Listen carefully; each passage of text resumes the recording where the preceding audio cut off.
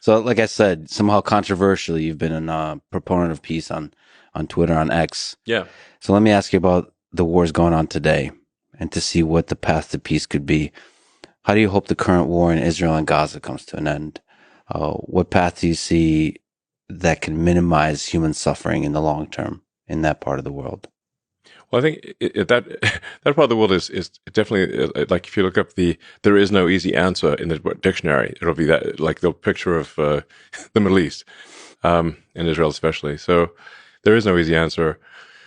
Um, or what my this is strictly my opinion of is that the goal of Hamas was to provoke an overreaction from Israel.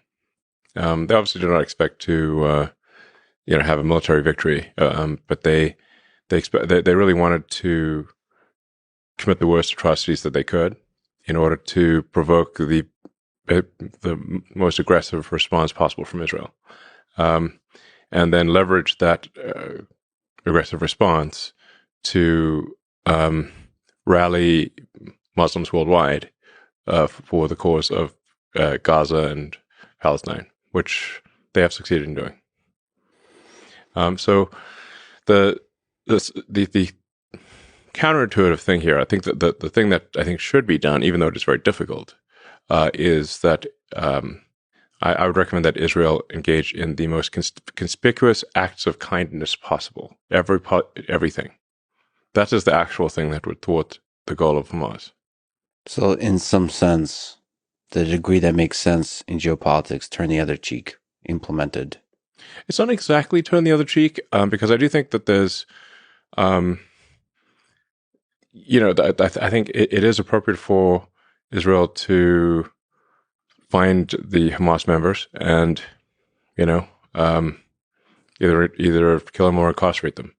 Like that something has to be done because they're just going to keep coming otherwise.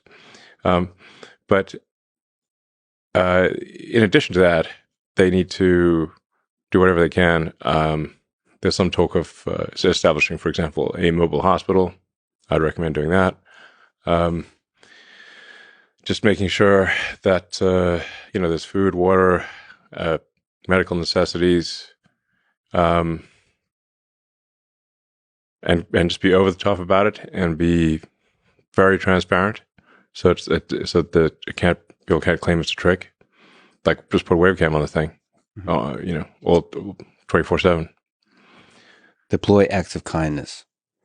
Yeah, conspicuous acts of kindness that are unequivocal, meaning they can't be somehow, because Hamas will then their response will be, oh, it's a trick.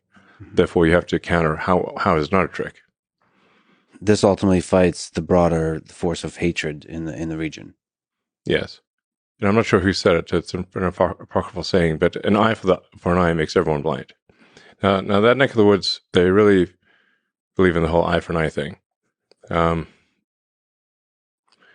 But I mean, you really have, if you're not going to just outright commit genocide, like against an entire people, which obviously would not be acceptable to really shouldn't be acceptable to anyone, then you're going to leave basically a lot of people alive who subsequently, hate Israel. So really the question is like, how, for every Hamas member that you kill, how many did you create? Mm-hmm. And if you create more than you killed, you've not succeeded. That's the real situation there. And it's safe to say that if